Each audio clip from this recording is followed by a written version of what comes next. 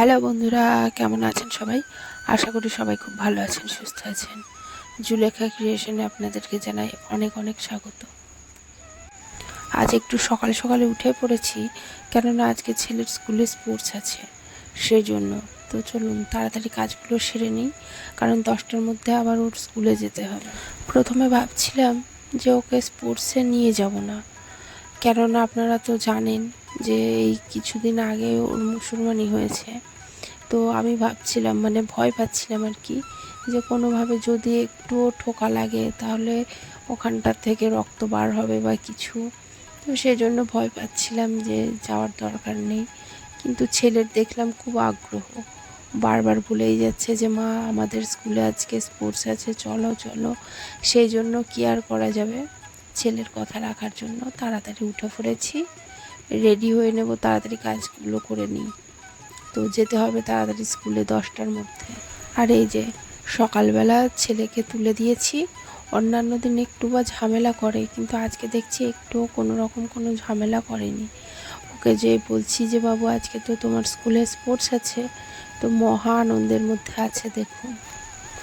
আর ও আমাকে বারবার শুধু বলেই যাচ্ছে যে দেখো মা, আমি এত গিফট পাবো, আমি স্পোর্টসে এত সব প্রাইজ পাবো।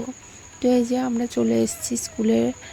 তো এই যে এখনো পর্যন্ত সব দাগগুলো দেওয়া হচ্ছে। আসলে এই স্কুলটা নতুন করেছে, মানে এর আগে 1972 সালে প্রথম স্থাপন হয় স্কুলটা, কিন্তু মধ্যে অনেক দিন বন্ধ ছিল, অনেক কয়েক বছর বন্ধ ছিল।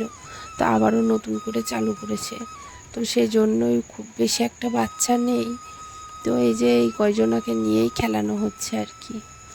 আর বাচ্চারা যখন খেলে, বাচ্চাদের থেকেও মায়েরা এক্সাইটেড হয়ে পড়ে বেশি।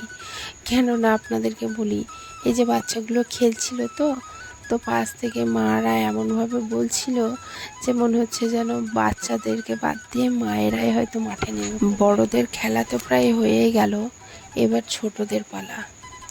এদেরকে দেখে না সত্যি নিজের ছোটবেলা মনে পড়ে যায় যে আগে কত স্কুলে খেলা করেছি, দৌড়ঝাঁপ করেছি, সেগুলো এখন নিজেদের মনে পড়ে যাচ্ছে।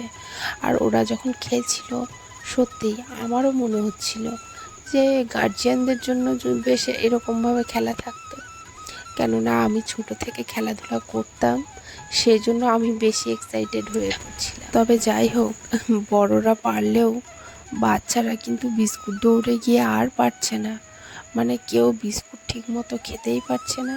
আর দেখুন আমি চলে গেছি একদম সামনে, এত এক্সাইটেড হয়ে গেছিলাম বলার মতো না। মনে হচ্ছিল যেন আমি গিয়ে শুরু করে দিই খেলা করা। তো এই যে বাচ্চাদেরকে এরকমভাবে খাওয়ানোর চেষ্টা করছিল, অনেক লড়াইয়ের পর তবুও বা একটু খেতে পেরেছে। কি আর করা যাবে, বাচ্চা মানুষ, ওদেরকে তো আর প্রেশার দেওয়া যায় না। না বাচ্চা তো, আমরা শত চেষ্টার পরেও কিন্তু ঠিকঠাকভাবে ওদেরকে বিস্কুট যেন খাওয়াতেই পারছিলাম না। আর এই যে দেখুন, সব গার্জিয়ানরাও চলে এসছে, ম্যামরাও এসে দাঁড়িয়ে আছে ওদেরকে খাওয়ানোর জন্য। ওদের এই দৃশ্য দেখে আমার তো এখনও হাসি পাচ্ছে। গলার অবস্থা খুব খারাপ, একটু মানিয়ে নেবেন। ধন্যবাদ।